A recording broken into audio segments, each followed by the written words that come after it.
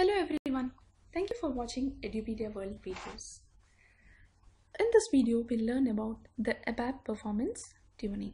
So ABAP performance tuning deals with the tuning of the ABAP reports. Okay, so when we write the ABAP code, okay, we can use some tricks, okay, and we can implement few points where the performance of the report will be increased. Okay, so in SAP performance tuning of the ABAP report is very important.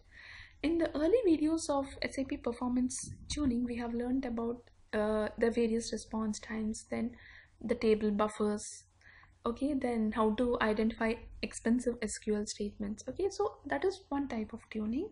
Okay, this ABAP performance tuning, it mostly comes into the development area where the developers have to implement some few things to improve the performance of the ABAP reports. Okay, however, this is also required by a performance analyst. Okay, so when somebody comes up saying like there is a problem with this ABAP report, okay, then we have to do a trace on that. So how to do a trace on the report, how to do a trace on a certain user activity, we'll learn in the next videos. Okay, but as of now, we'll do a trace on the report, and with whatever information we'll get from the trace, okay, so we have to go through the ABAP report, okay, and tune the highlighted areas, the issues which we found in the trace. Okay, so ABAP performance tuning is an important task which is used to make a report program efficient and a faster one. So the ultimate aim of ABAP performance tuning is nothing but to make a report or a program be more efficient and to make it run faster for delivering the required output to the user in a finite time as per the complexity of the program. So the ultimate aim is to reduce the runtime of the report, okay, so that we get the output as soon as possible. A performance optimized ABAP program saves the time of end user, thus increasing the productivity of the user. Yes, so when I run a report and sit for half an hour to get an output, it affects my productivity. Okay, if I get the output in 5 minutes, it will increase my productivity. I can finish my task and go to the next task. So that's why for the end users, in end user point of view, performance of the system is very important, and in that the ABAP code performance tuning is also very important. If you follow certain techniques, it does not necessarily mean it will increase the performance, but at least it could be better. Okay, so drastically from 10 minutes, maybe the program after tuning will not run for 1 second. Okay, we need not think that the response time will reduce drastically, but at least it could, from 10 minutes, it might end up in 6 minutes or 7 minutes. Okay, so we should try to save the time in which the program executes. Okay, it doesn't mean like from 10 minutes it will come to 1 minute or 50 seconds, but at least it will come to 5 minutes or 4 minutes or 6 minutes. Okay, and the important thing here is it is totally dependent on the system load, the data volume, and the type of the database used. Okay, so if the system load is high, if say 10,000 users are accessing the system compared to 100 users accessing the system, the same ABAP report, tuned report, will run faster when there is less load on the system. Similarly, the data volumes. Okay, so if the tables or if the database, whatever tables that report is accessing, if they are very huge of gigabytes, then it might take longer time, the same tuned report. However, if the data in the table is just in MBs, it will take less time. Okay, and then depends on the type of the database used also. So this is the type of the database is secondary. Okay, because whatever database we are using at the backend, we expect the performance of the report to be good. Okay, but however, when we compare one database and other database, okay, when we run the same ABAP reports, there might be slight differences, okay, in the times. So in this, the first topic is database access. Read. Okay, read. When we read means a select. SQL select statement is nothing but read. In the next video, we'll learn about write, that is updations. Okay, so in this video, we'll concentrate on the select statement, how a select statement can be tuned. So we have three important points here. For all entries, when it's used in a select statement, the where clause and the table buffer. Okay, so we'll learn about these three.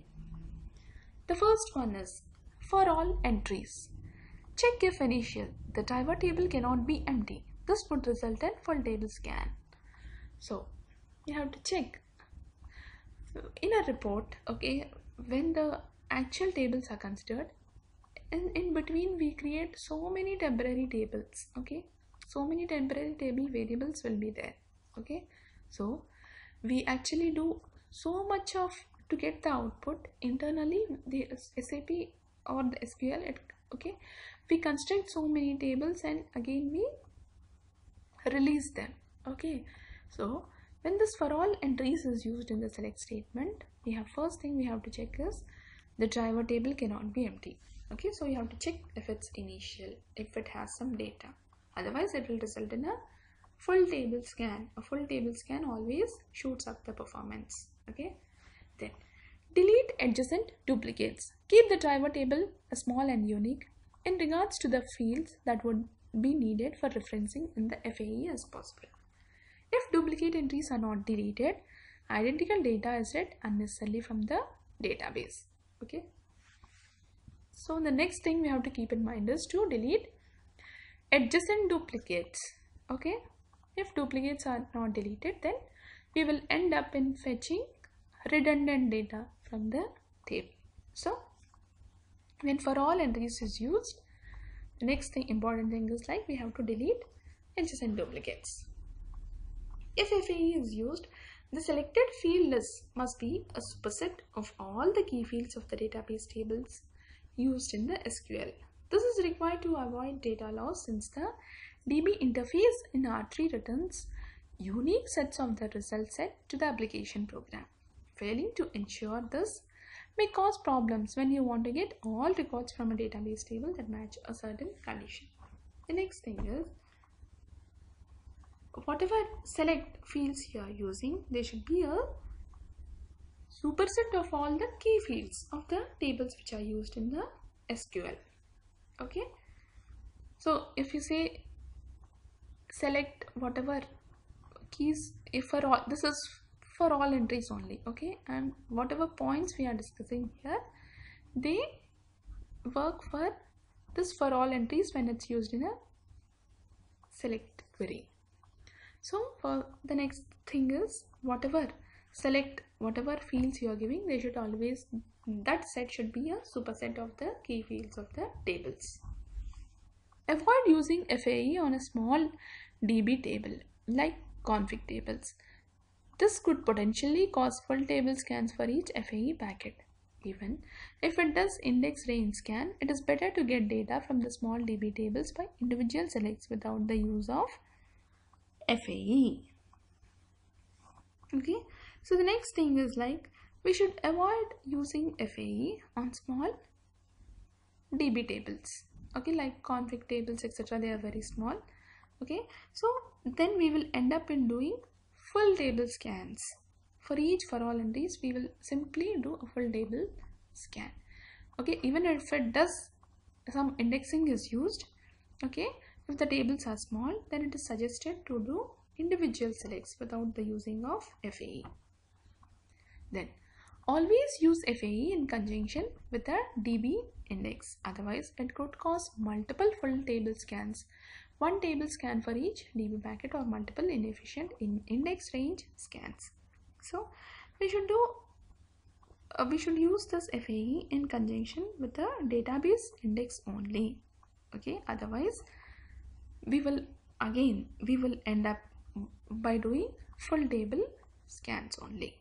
Okay, The first fields of the DB index should refer to the fields of the FAE driver table in the SQL where clause. So when we use an index in the conjunction with an FAE, so the first fields of the index, okay, they should refer the fields of the driver table in the SQL where clause. Okay. Now, FAE works best when retrieving a small percentage of data from a database table. When a large percentage of data is needed, consider getting data out of the database without FAE implementation and then do additional filtration in your application. Okay. So, it is suggested to use this FAE when we want to get a small portion of data from the database table. Okay, when we want more data from the database table, it is better not to use FAE. Okay, so in FAE, what are the important points? We have to check if it's initial, the driver table cannot be empty. Next thing is we have to delete adjacent duplicates. Okay, next one, if FAE is used, then the selected list must be a superset of the key fields of the database tables used in SQL. Next one is avoid using FAE on small DB tables like config tables. Then it's always use FAE in conjunction with the database index. And the next one is this works best when we retrieve a small percentage of data from the database table. Okay, so if we want to select larger percentage of data from the table, it is better not to use FAE. Okay, so this is about for all entries when it's used in a select query, select SQL statement. The next one is the where clause. Okay, so how does the select statement be? Select something, whatever, A, comma B, comma C, whatever from table, some test. Okay, where A equal to 100 or A and B, A equal to 100 and B is less than 1000, whatever it is. Okay, so we have to concentrate on the where clause also. Try to use where clause in the same sequence that they appear in proper order. Okay, whatever fields you are giving in the where clause, okay, so they should appear in the same order as they appear in the table. Try to avoid negative condition in where clause when key fields are used as they go for full table scan. Okay, so the next one is we have to try to avoid negations in the where clause, otherwise that will also end up in full table scans.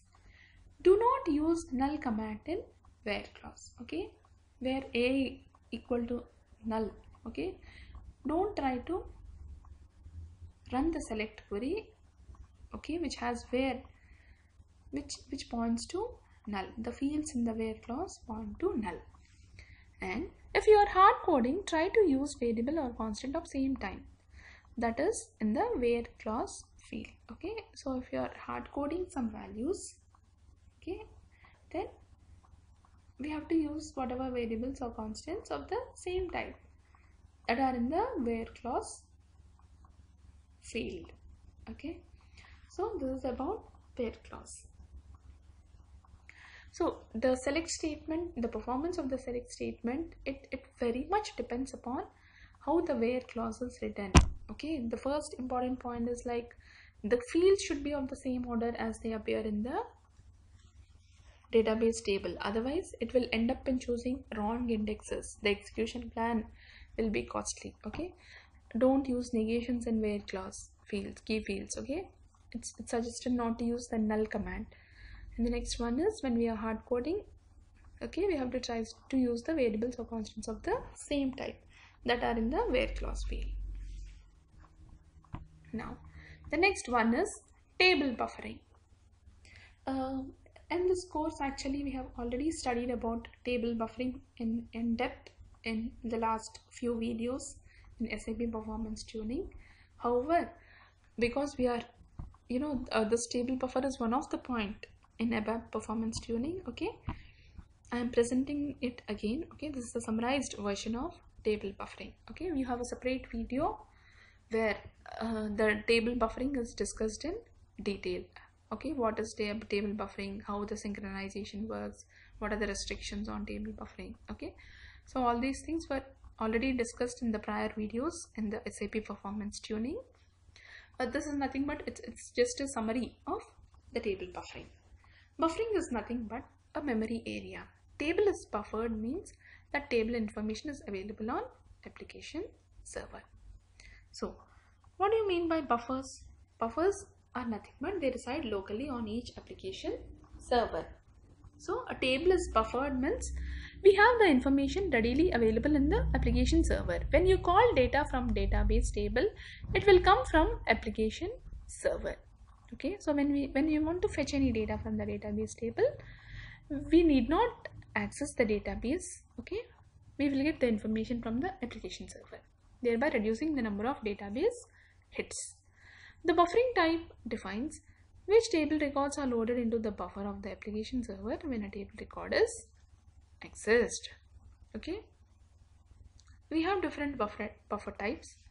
Okay, these how they are classified means depending upon how the data is managed in the buffer, that is like how many records are loaded into the buffer when we try to access a table record. Okay, so we have the following types of buffering. The first one is full buffering, a generic buffering, and a single record buffering. Full buffering, all the records of the table are loaded into the buffer when one record of the table is accessed. So full buffering means even if you access a single record, all the records of the table are loaded into the buffer. A generic buffering, when a record of the table is accessed, all the records, okay, having this record in the generic key fields, the part of the key field that is left justified, identified by specifying a number of key fields, are loaded into the buffer.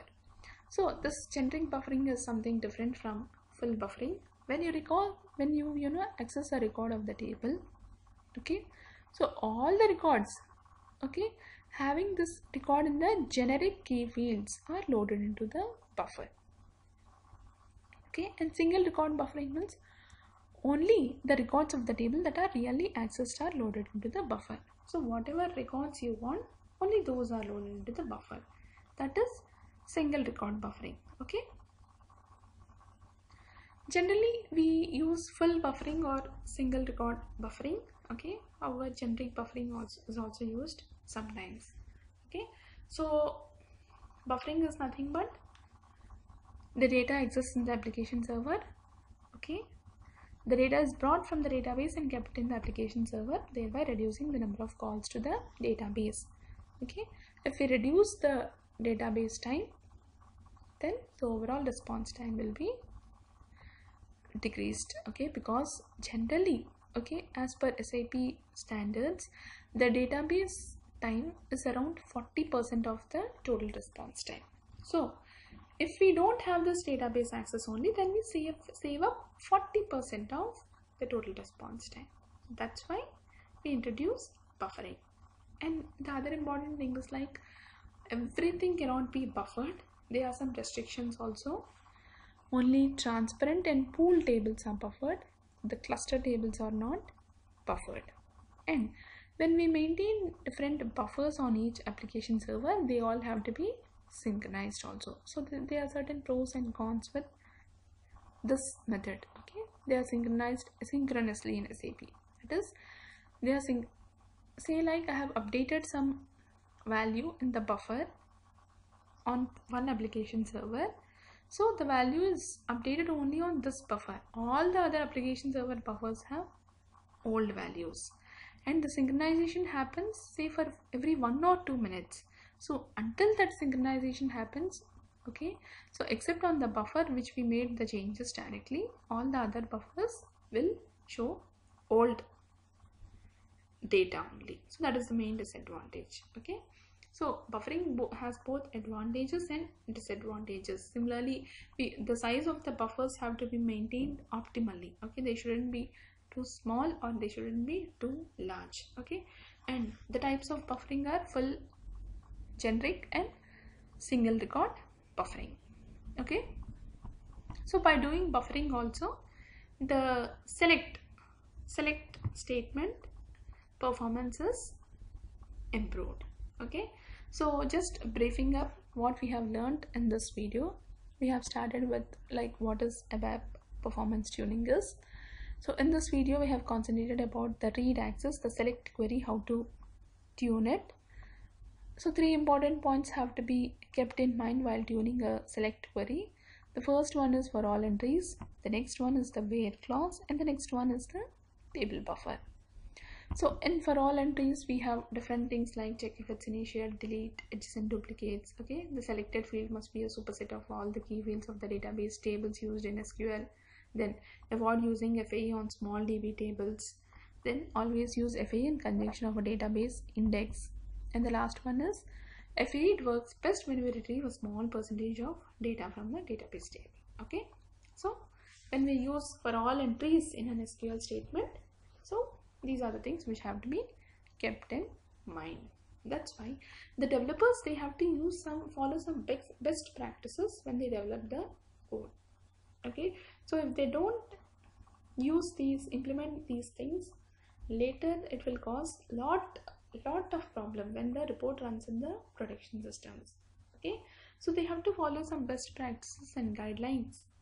Okay, and then the result will be good. Okay, so that's how the efficiency of the program is increased. The next one is when we talk about the select statement, we have to concentrate how the where clause is written. Okay, so first thing is like the fields in the where clause should appear how they exist in the table. Negative conditions should be avoided. Next one is the null command. Okay, fields pointing to null should not be written. Okay, and when we are hard coding, okay, we should use the constants of the same type that are in the where clause field. Okay, and the third important thing which helps in improving the select statement performance is table buffering. So whatever tables we are using in the select statement, if they are buffered, the performance will be increased. Okay, so buffering is nothing but we maintain the data in the application servers, the buffers which are present in the application servers, each application server. Okay, so that will reduce the database calls. So we have three types of buffering: full, generic, and single record. Okay, so this is about ABAP performance tuning for the select statement. Okay, so in the next videos we'll learn about how to tune the update statements. Okay, the write access to the database. Thank you.